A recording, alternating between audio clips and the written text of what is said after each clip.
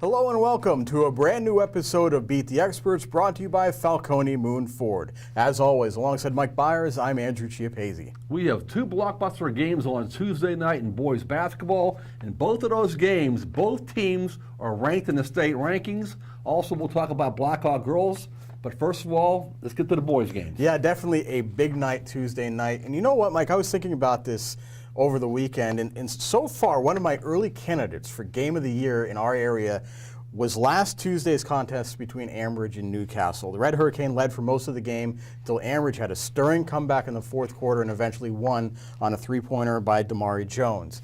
And the reason that game was so big in my mind was not only the way Ambridge won, but because it sets up Tuesday's clash against Quaker Valley.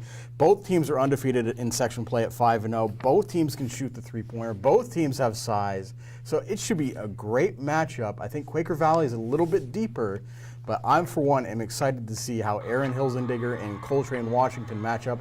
Who knows how often they'll actually guard each other, but they'll probably try and outdo each other Tuesday night. Yeah, AJ, I don't think they're going to guard each other because Coltrane's a true point guard. Aaron's more of a wing player, but Coltrane, I believe, ranks third in the WPIAL in scoring right now. Hilsendigger, I should say, is in the top 15. This is for first place in this section, but also this is a game between two veteran, experienced, highly successful coaches. Obviously, Mark Jula at Ambridge and Mike Mastroianni at Quaker Valley. Jula has over 500 career wins. I think Mike has now 460. Should be a great basketball game. Two very good teams. And like we keep saying all the time, when two good teams meet in the same section, it could happen a third time or a fourth time in the playoffs. Yeah, definitely two teams that we're going to be watching Yes. for the rest of the season. There's one other battle for first place among undefeated teams on Tuesday, and that's Sewickley against Olsh, and as they meet for control of Section 3 in Class 2A. Olsh is 6-0, 11-1 overall, while Sewickley is 9-1, 5-0 overall. And these two teams have met for some big games over the past couple of years, but it's especially interesting this year, Mike, because they're among the highest scoring teams in the WPIAL. Sewickley averages 78.5 points per game. Olsh averages 78.3. That's second and third behind only Mars. And the big thing that I'm looking for on Tuesday night with these two teams is how a couple of youngsters play. Isaiah Warfield and Isaiah Smith have been great for Sewickley as sophomores, and Donovan Johnson, the sophomore for Olsh, and freshman Dante Spadafora have been good for the Chargers. So how those young guys play in this rivalry game is going to be really interesting on Tuesday. Yeah, you know what? I will say this. I really have a lot of respect for Mike Rodriguez, the coach at Our Lady of the Sacred Heart. Great basketball program. But I don't think anybody in the WPIAL is going to beat Sewickley Academy this year. They're ranked very highly in the state ranking. I think they're actually third and fourth, Sewickley Academy and Olsh in the 2A rankings. But Sewickley Academy is loaded. Their only loss was to Kennedy Catholic, a powerhouse. Sewickley Academy has been blowing teams out by 22 points per game. I just think they're a very outstanding basketball team. They were state champs last year. They met 3 times last year, twice in section play and once in the WPIAL championship game. The really only close game in those 3 games was when Olsh played at home. They lost only 88-82.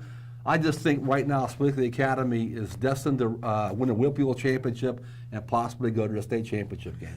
Well, it definitely should be interesting to see how they match up on Tuesday night. Mike, one thing we know about in high school basketball is it's very tough to go undefeated, especially when you play a tough schedule. And the Blackhawk girls found that out last week when they lost to Central Valley. Right. They had done so well up to that point, lost their first game of the year, and now they have a chance to respond. Not only do they play Beaver Monday night, but they play Ambridge on Thursday night, two of the other likely playoff teams in that section. And one thing that I'm looking for in their game, especially against Ambridge on Thursday, is Blackhawk only made 5 3-pointers in their game against Central Valley. That's a low for them. That's a normal amount for most teams. That's a low for them. So did Central Valley figure something out in how to defend Blackhawk, or was that just an off night? That's going to be something to watch as the Cougars try to bounce back this week. Yeah, you know what? I was talking to somebody close to the Blackhawk girls basketball program today, and they actually thought, by their own admission, the coaches didn't have a great game that night. They didn't figure out all the matchups correctly here. And in that game, Central Valley made 3 3-point shots that were bank shots. I don't want to say they were lucky, but you usually don't bank in 3-pointers, okay? And also, I think Christiana Fry made one at the buzzer that was really a big shot in that game. Central Valley is for real. They're it's going to be a very good basketball team, but I think Blackhawks are going to bounce back. They're a very strong team again this year, very strong program.